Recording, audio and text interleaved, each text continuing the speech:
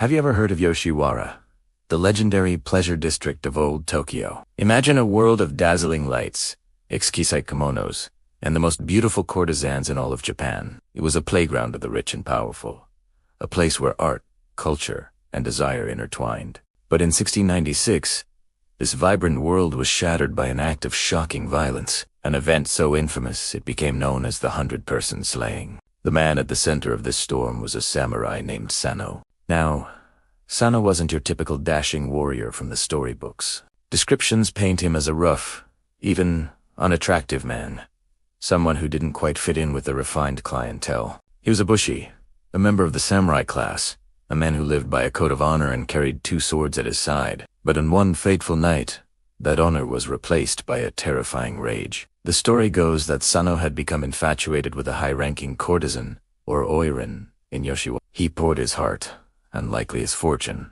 into winning her affection.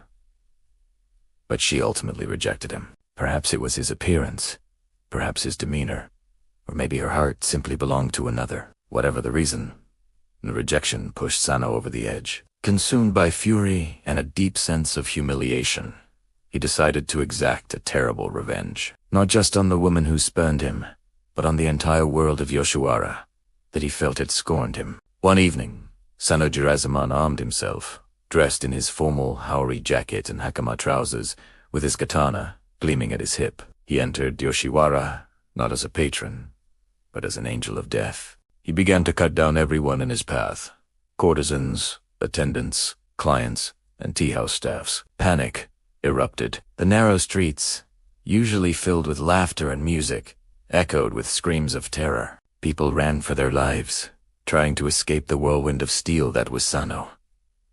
The chaos was unimaginable. This is where the story gets its legendary name, the Hyakunengiri, or 100-person slaying. Now, did he actually kill 100 people? Historians are skeptical. Such a number would have been an unprecedented massacre, and historical records from the time don't quite support such a massive death toll. It's more likely that the number was exaggerated over time, amplified by word of mouth, and most famously by kabuki theater. Kabuki plays loved a dramatic story, and what could be more dramatic than a scorned samurai laying waste to the most glamorous district in Japan? The number 100 was probably used to emphasize the sheer horror and scale of his rampage, turning a real, violent crime into a larger-than-life legend. The reality was likely dozens of casualties, which was still a horrific event that deeply traumatized the district. The rampage couldn't last forever. Eventually, the authorities were alerted, and officials and other samurai converged on the scene. Sano, after venting his rage, was finally subdued and captured. He was brought before the magistrates for judgment, the entire city of Edo abuzz with gossip and fear. What could have driven a samurai to commit such a heinous act? Was it purely a crime of passion, a desperate cry from a broken heart?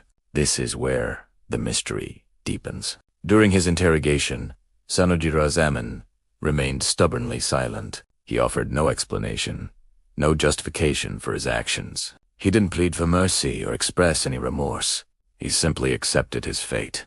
This silence has fueled centuries of speculation. Was he protecting someone's honor? Was he so consumed by his own shame that words failed him? Or was there a darker, more complex motive that he took with him to his grave? His identity itself is shrouded in some mystery. While most accounts agree he was a samurai, some versions of the tale say he was a wealthy village headman or even a minor lord who had lost his fortune, trying to win over the courtesan. This adds another layer to the story. Was he a man of status brought low by unrequited love, lashing out at the world that had taken everything from him? The samurai version is the most prevalent, as it perfectly captures the Edo period's fascination with the warrior class, and their strict codes of conduct and the terrifying consequences when those codes were broken. The punishment was swift and absolute, as was the custom of the time. Sano Jirazaman was sentenced to death, but his execution didn't end the story. In fact, it was just the beginning of his legend. The tale of the 100-person slaying quickly became a sensation. It was adapted into plays, stories, and woodblock prints. The character of Sano Jirazaman became a classic figure in Japanese folklore.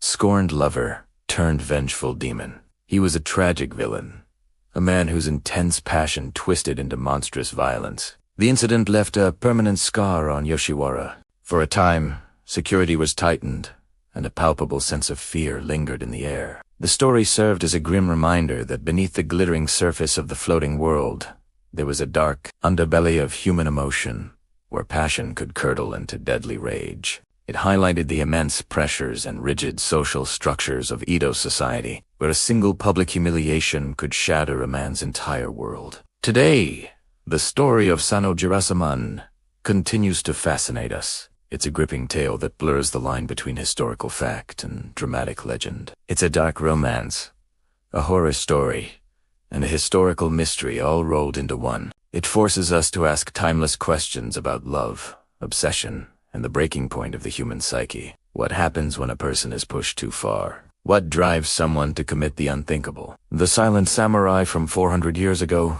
still doesn't give us any answers, leaving us to look into the shadows of history and wonder. What do you think really happened?